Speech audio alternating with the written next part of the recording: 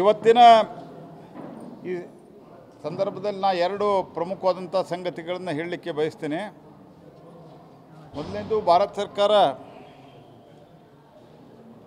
ನಾವೇನು 5 kg ಅಕ್ಕಿ ಅಥವಾ ಕೆಲವು ಕಡೆ ಜೋಳ, ಕೆಲವು ಕಡೆ ಗೋಧಿ 1 kg 2 kg ಈ ರೀತಿ ಕೊಡ್ತಾ ಇದ್ದೀವಿ. ಅದರ ಜೊತೆಗೆ ಯಾವುದೇ ರಾಜ್ಯ ಸರ್ಕಾರ ತಾನು ಬೇರೆ ಸ್ಕೀಮ್ ಮಾಡ್ತೀನಿ ಅಂದರೆ ಈ ಕರ್ನಾಟಕದಲ್ಲಿ 5 kg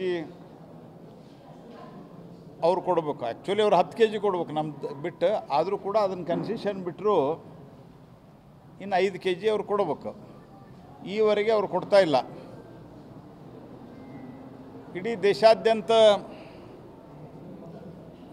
ಪರಿಸ್ಥಿತಿಯನ್ನು ಗಮನಿಸಿ ಭಾರತ ಸರ್ಕಾರ ಮಾನ್ಯ ನರೇಂದ್ರ ಮೋದಿಯವರ ಮಾರ್ಗದರ್ಶನದಲ್ಲಿ ನಾವು ಮೊದಲು 32 ರೂಪಾಯಿ ಇದ್ದಿದ್ದನ್ನು 28 ರೂಪಾಯಿ ಮಾಡಿದ್ವಿ ಅಕ್ಕಿ ದರವನ್ನು.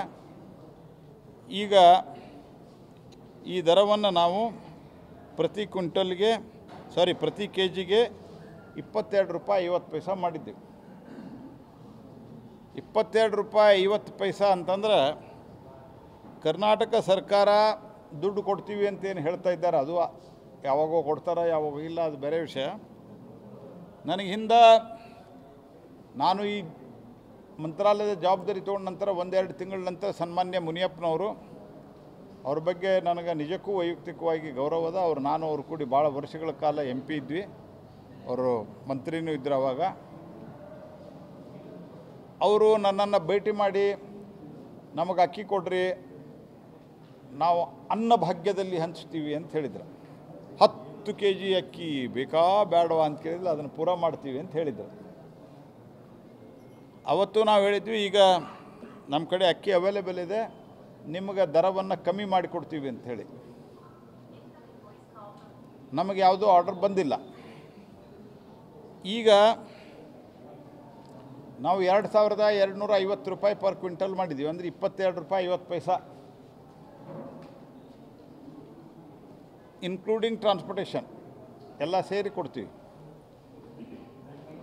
ನಾನು ಉಳಿದಿದ್ದು ಹೆಚ್ಚು ಟೀಕೆ ಟಿಪ್ಪಣಿ ಮಾಡಲಿಕ್ಕೆ ನಾವು ಬಯಸುವುದಿಲ್ಲ. ಅವರು ಇಚ್ಛೆ ಇದ್ದರೆ, ನಿಜಕ್ಕೂ ಜನಕ್ಕೆ 10 kg ಕೊಡುವ ಮನಸ್ಸಿದ್ರೆ FCIದಲ್ಲಿ ಸ್ಟಾಕ್ ಅವೈಲೇಬಲ್ ಅದ ಕರ್ನಾಟಕದಲ್ಲಿ, ಅವರು ಪರ್ಚೇಸ್ ಮಾಡ್ಬೋದು. ಅದರಿಂದ ಕರ್ನಾಟಕಕ್ಕೆ ಪ್ರತಿ ತಿಂಗಳ 190 ಕೋಟಿ ರೂಪಾಯಿ, ಯಾಕಂದರೆ ಈಗ ಅವರು 32-34 ರೂಪಾಯಿದಂತೆ ಹಂಚ್ತಾ ಇದ್ದಾರೆ. ಆನಂತರ ಪ್ರತಿ ವರ್ಷ 2280 ಕೋಟಿ ರೂಪಾಯಿ ಸೇವಿಂಗ್ಸ್ ಆಗ್ತದೆ. ಈ ಒಂದು ಐತಿಹಾಸಿಕ ನಿರ್ಣಯವನ್ನು ತೆಗೆದುಕೊಂಡದ್ದಕ್ಕೆ ಮಾನ್ಯ ಪ್ರಧಾನಮಂತ್ರಿಗಳಿಗೆ, ಅಂದರೆ ನಮಗೆ ತಗೊಳ್ಳಿಕ್ಕೆ ಅನುಮತಿ ಕೊಟ್ಟದ್ದಕ್ಕೆ, ನಿರ್ಣಯ ನಾವು ತೆಗೆದುಕೊಂಡ್ರೂ ಪ್ರಧಾನಮಂತ್ರಿಗಳ ಅನುಮತಿ ಬೇಕಾಗ್ತದೆ. ಪ್ರಧಾನಮಂತ್ರಿಗಳ ಅನುಮತಿ ಕೊಟ್ಟದ್ದಕ್ಕೆ, ವಿಶೇಷವಾಗಿ ಬಡವರ ಮೇಲೆ ಕಾಳಜಿ ಇಟ್ಟು ಕೊಟ್ಟಿದ್ದಕ್ಕೆ ನಾನು ಪ್ರಧಾನಮಂತ್ರಿಗಳಿಗೆ ನಮ್ಮ ವಿಭಾಗದ ಪರವಾಗಿಯೂ ನಮ್ಮ ಜನತೆಯ ಪರವಾಗಿಯೂ ನಾನು ಧನ್ಯವಾದವನ್ನು ಹೇಳ್ತೇನೆ.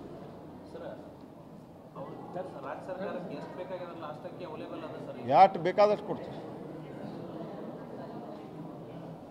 ಅವ್ರ ಅಕ್ಕಿ ಎಷ್ಟು ಆರ್ಡರ್ ಹಾಕ್ತಾರೆ ಅಷ್ಟು ಇಮಿಡಿಯೇಟ್ ಕೊಡ್ತೀವಿ. ಯಾಕೆ ನಾನು ಈ ಮಾತು ಹೇಳಿದೆ ಅಂತಂದ್ರೆ, ಇದನ್ನು ನಾನು ಕರ್ನಾಟಕದಲ್ಲಿ ಏನು ನಾವು ಟ್ವೀಟ್ ಮೂಲಕ ಈಗಾಗಲೇ ಅನೌನ್ಸ್ಮೆಂಟ್ ಮಾಡಿದ್ದೀನಿ.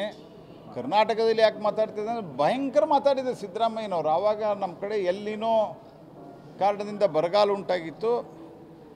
ಇಡೀ ಜಗತ್ತಿನಲ್ಲಿ ಆಹಾರ ಧಾನ್ಯಗಳ ಉತ್ಪಾದನೆ ಕುಂಠಿತಗೊಂಡಿತ್ತು. ಆದ್ದರಿಂದ ನಾವು ಈ ಕನಿಷ್ಠ 6 ತಿಂಗಳಿಂದ, ಈಗೇನು 6 ತಿಂಗಳು ನಮ್ಮದು ಮುಗಿದು 7ನೇ ತಿಂಗಳು ನಡೆದದ, ನಾವು ಸತತವಾಗಿ ಹೇಳಿದ್ದೇವೆ,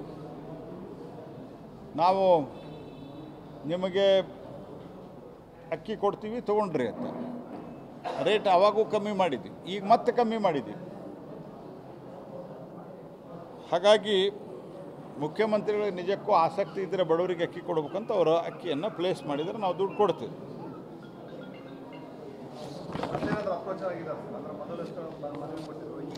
ಎರಡು ಸರ್ತಿ ಮುನಿಯಪ್ಪನವ್ರು ಬಂದಿದ್ದರು, 2 ಸರ್ತಿ ಒಂದಿಷ್ಟು ಕ್ಲಾರಿಫಿಕೇಷನ್ ಕೇಳಿದರು. ನಾನು ಅಧಿಕಾರಿಗಳ ಜೊತೆ ಕೂತು ಅವ್ರೇನು ಸಿನ್ಸಿಯರೇ ಕ್ಲಾರಿಫಿಕೇಷನ್ ಕೇಳಿದ್ರು. ನಾನು ಅವ್ರದ್ದು ವಿಷಯದ ಬಗ್ಗೆ ಆಗಲಿ ಅವರ ರಿಕ್ವೆಸ್ಟ್ ಬಗ್ಗೆ ಆಗಲಿ ನಾನು I am not making any political statement.